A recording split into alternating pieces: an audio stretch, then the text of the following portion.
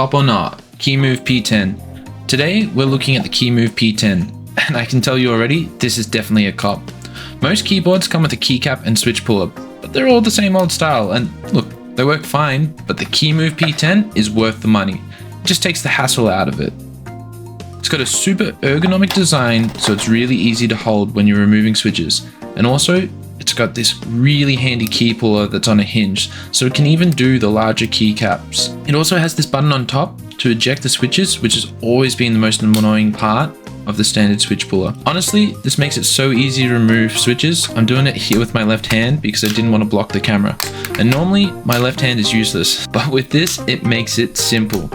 Definitely a cop. Get yours today at whatthethok.shop.